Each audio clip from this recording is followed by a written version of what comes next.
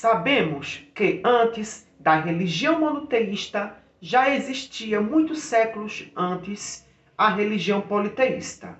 A religião politeísta foi a primeira organização religiosa do mundo e todos os povos da antiguidade, seja ela da antiguidade ocidental ou clássica, como também da antiguidade oriental. Como também na China e na Índia já existia o politeísmo. Exemplo de povos politeístas da antiguidade são eles: os cananeus, os egípcios, os mesopotâmicos, os gregos, os romanos, os cartaginenses, dentre outros. Também só ressaltando, antes do surgimento da religião islâmica pelo profeta Maomé, os árabes eram organizados em tribos e também eram politeístas, ou seja, adoravam vários deuses.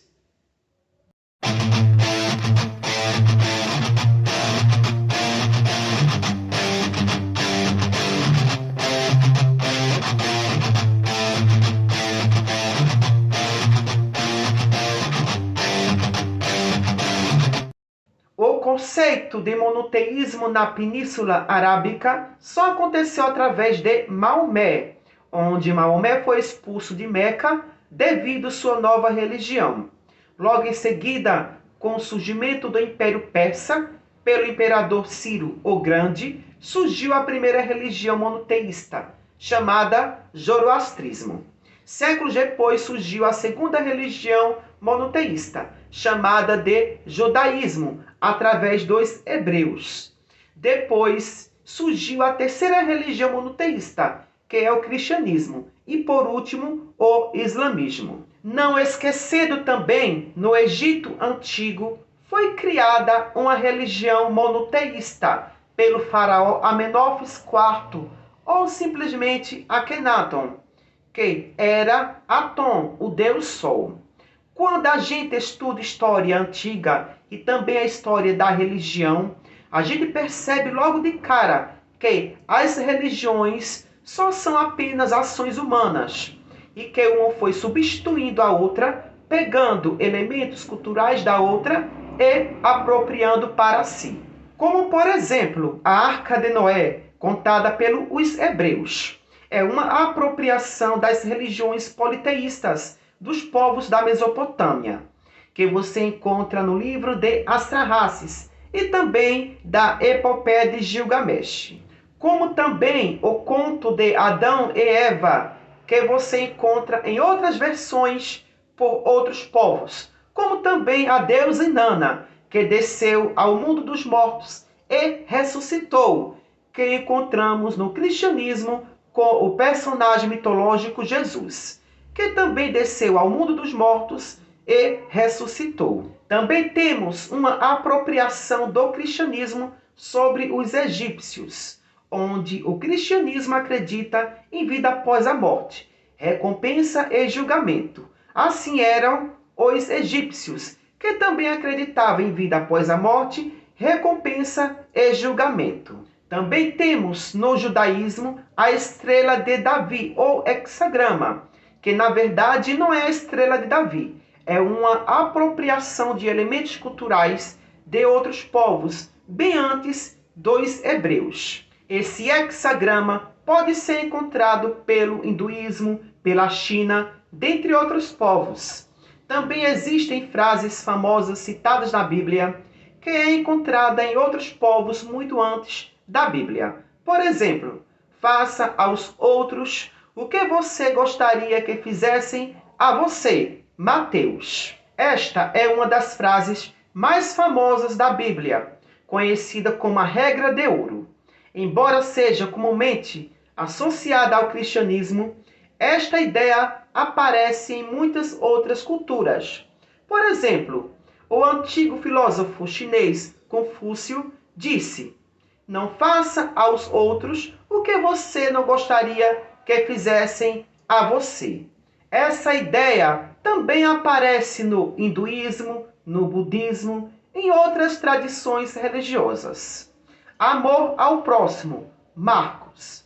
Mandamento de amar ao próximo é uma das principais ideias do cristianismo. No entanto, essa ideia também aparece em outras culturas. Por exemplo, a filosofia chinesa do taoísmo fala sobre a importância do amor e da compaixão pelos outros. E também aparece em muitas outras culturas e tradições religiosas. O Senhor é meu pastor, Salmo.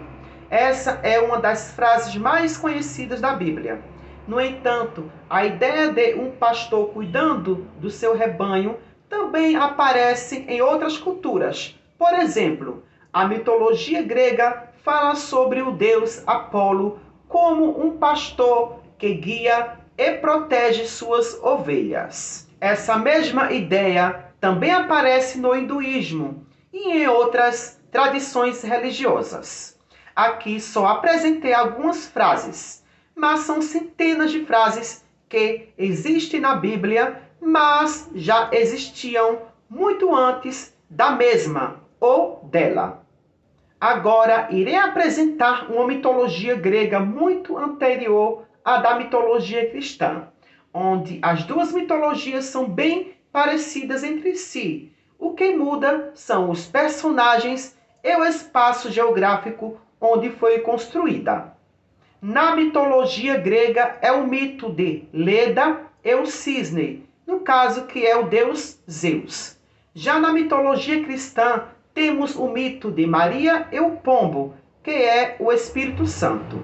De acordo com a lenda, Zeus, sendo um deus do Olimpo, que não podia ter relações carnais com mulheres mortais, recorria ao truque de assumir a aparência de uma criatura no mundo humano, geralmente um animal, sempre que desejava se envolver com uma mortal, por quem se sentia atraído. O mito de Leda, Zeus tomou a forma de um cisne para possuí-la.